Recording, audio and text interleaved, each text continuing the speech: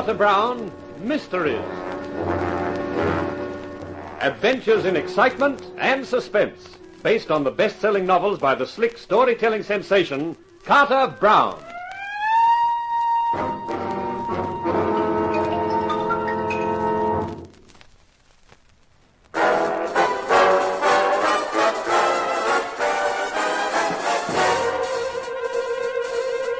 The light had broken. The motive for the murder of my partner, Hank Williams, was clear, contained in the notebook he'd sent his sister, and which now lay on the desk between us in my office.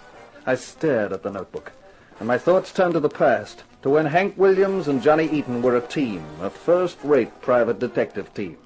And now there was only Eaton left. Well, they were going to pay for it. What are you planning to do, Johnny? Listen, and you'll find out. Who are you calling? The Blues Club. This is where the hook gets baited. Blues Club? I want to talk to Mr. Laban. Who's calling? Tell him Johnny Eaton. He'll talk to me. Hold on. Laban, you're late calling to tell me you've changed your mind, Seamus. The 24 hours I gave you is over. That's not what I'm calling for, Laban. So, what do you want? Just to tell you that I've definitely got the goods you want. All done up in a neat little book. Yeah? 40,000 is the firm price. You've got till tomorrow morning. Otherwise, it goes to Washington, and they can sort it out on a federal level. So make up your mind fast, won't you? Now listen. Goodbye, Laban. Oh, Johnny was that smart. They'll be after your blood. And I'm after theirs. Where do we go from here? To my apartment. I feel safer when we're both there. The only way in is through the front door.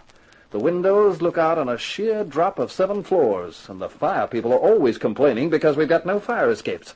So long as we watch the door, we're set. Once we got to the apartment, Helen headed for the kitchen to rustle up coffee. I set about a little work. I found a piece of oil silk, carefully wrapped the notebook and my gun in it, and tied a piece of wire around it. I went downstairs to my car, took off the petrol filler cap, and carefully slid the package into the petrol tank, attaching the wire to the screw thread on the cap. It was as good a hiding place as I could think of. Johnny? Yeah, it's me, honey. Coffee's ready. Here you are. Thanks, honey. Say, what have you done to yourself suddenly? Nothing. Why? I don't know. You look a different girl somehow. I'm the same girl, only now you're beginning to notice me. Johnny. Okay, I'll go. Who is it? Me, Jorgensen. What's the matter with you? Nothing. Come in, Lieutenant. Thanks. Who is it, Johnny? Lieutenant Jorgensen. Pour him a cup of coffee. Let's go in the living room, Lieutenant. Okay, but I haven't got time for coffee. You know Helen Williams, Lieutenant.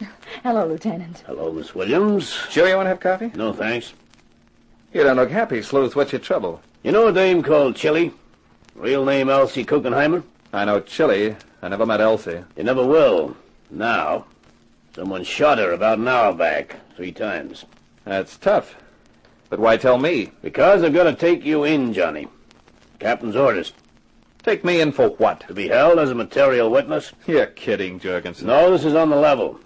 The captain wants to talk to you. We'll see about that. I'm calling my lawyer. No, Johnny.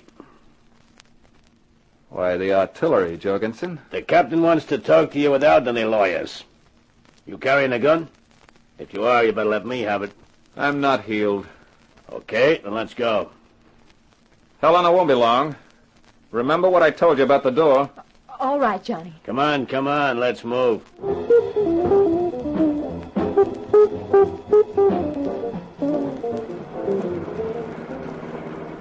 Things must be getting tough in the police department, Lieutenant. Why? Can't afford any squad cars to make a pinch. Just you in an ordinary auto. No other cops. The captain wants it done the quiet way. Hey, this isn't the road to the precinct. The captain's over at 23rd. Oh. What's the idea? What are you stopping for? The book, Johnny. I want it. Oh. Because one of the names in it is yours, Jorgensen? Because one of the names in it is mine. I've been 15 years on the force, Johnny. I'm not letting anybody take that away from me. Well, what do you know? A crooked cop worrying about his good name. You got a choice, Johnny. You can give me the book, I'll burn it and forget we ever talked about it. Or you can stay clammed up and I'll turn you over to the others. I don't know what you're talking about. Okay, I gave you a chance.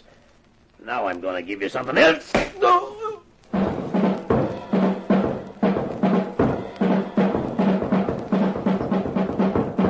Oh. He's coming too. I'm glad. I wouldn't want that sock you gave him to kill him, Jorgensen. I just tapped him. Shut up, all of you. He's conscious. Yeah, I'm conscious. And I wish I weren't. Looking at a prized collection of rats is not my idea of entertainment.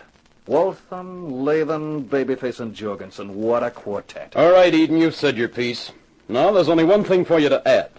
The whereabouts of the book. He's definitely got it because he knew my name was in it. Why that dumb dame ever had to keep a book? She had to keep one, or everyone else would have thought she was shortchanging us. Where Chili was dumb was that she could never resist a good-looking guy. So, when Williams came along and made like he knew everything, she started confiding in him. After him, Eaton. That's why she got dangerous. I hope he plays it tough. I'll enjoy breaking him down. I think I'll be getting along. When you get that book, burn the thing. What do you think we're going to do? Frame it? Okay. I'll beat it then. So long, Lieutenant. Don't forget to polish the badge. All right, now, Eden, you can make things easy for yourself. Tell us where the book is. Go fry a couple of dozen eggs. Okay. Babyface, go get the surprise we have for Mr. Eaton. Sure thing. You'll like this, Seamus. You got company. See? Helen. They came, Johnny. They grabbed me. But don't worry. I can't tell them where the book is because you never told me where you hid it. But you're going to tell us where, Eaton. Otherwise, we start on Miss Williams. Oh, don't tell them, Johnny. It doesn't matter about me, but don't tell them. Don't make the mistake of thinking we're bluffing about working the girl over, Eaton. We're not. You know how much that book means. Yeah. Okay, I'll give it to Oh, you. Johnny. Where is it? You wouldn't find it yourself. I'll have to come with you. Where to? My apartment. It's not in your apartment. We looked. That's right. But my car is outside the apartment. And that's where it is.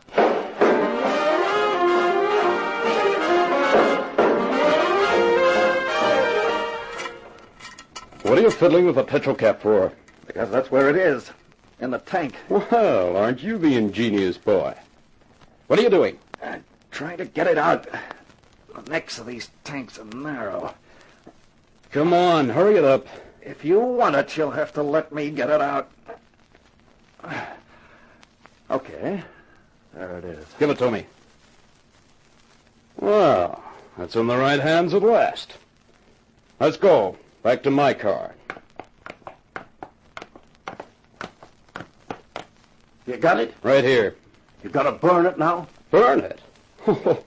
Don't be a dope, Tiny. But Jorgensen said... Jorgensen. That dumb cop? Why, this book is the best insurance we've got. If any of them feel like getting difficult, all we've got to do is remind them of the pages in here. Yeah. I didn't think of that. Where to now? I'm going back to the club. That's what you think. Oh! He's got the gun! That's right, duck him!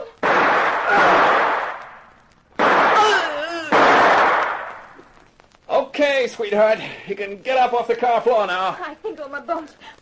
Johnny, you shot both of them and knocked out Walter. Well, I had the advantage of surprise. Plus the 38 they didn't think I had. I didn't think you had it either.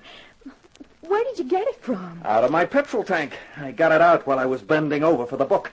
And it's the finest fuel my tank's ever held.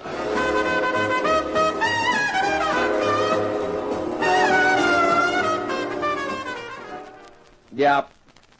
Okay, Dick. Yeah, sure. Yeah, I got the book. I'll hold it till you and your boys get here.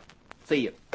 Everything's all right, Johnny. Couldn't be better. That was a pal of mine in the FBI. They'll be here in the morning to handle the whole thing. I'd have thought you'd take a holiday and not come to the office today. Oh, I'm expecting a client. I called him. He should be here now.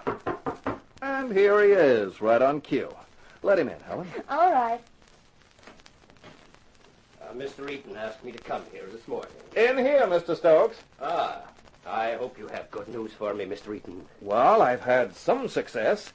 I've found what Hank Williams had.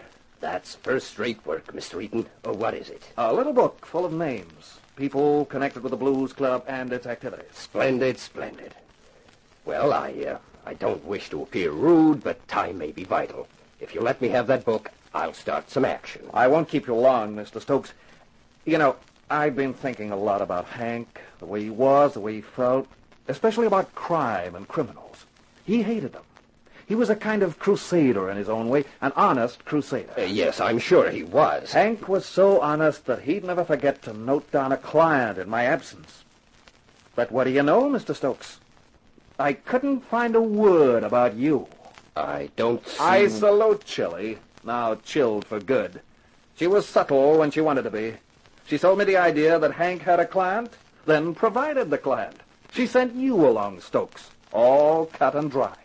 So that if I did find the little book, I'd probably turn it straight over to you and save everyone a lot of bother. Confound you, Eaton.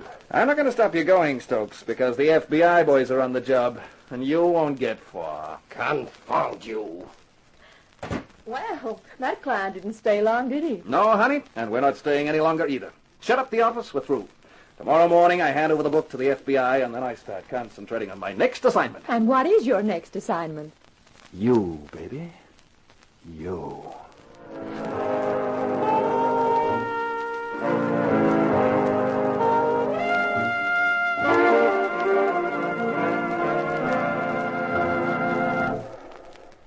This is Carter Brown. I can't help it. I always like it when the hero wins, which is why my heroes mostly do. But the hero of my next book, Sinner You Slay Me, finds a lot of complications to cope with before he does. It's a story of a mouse meeting murder, and the mouse is my hero, Marcus Mouse. He's one character whose answer to the question, are you a man or a mouse, is both. So this is Carter Brown saying so long for now. Be seeing you.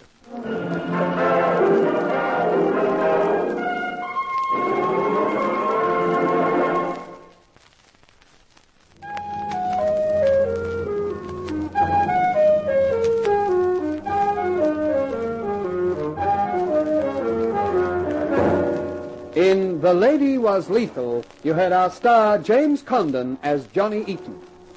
The Carter Brown Mystery Theater, based on the best-selling novels by Carter Brown, is dramatized and directed by Maurice Travers for Grace Gibson Radio Productions.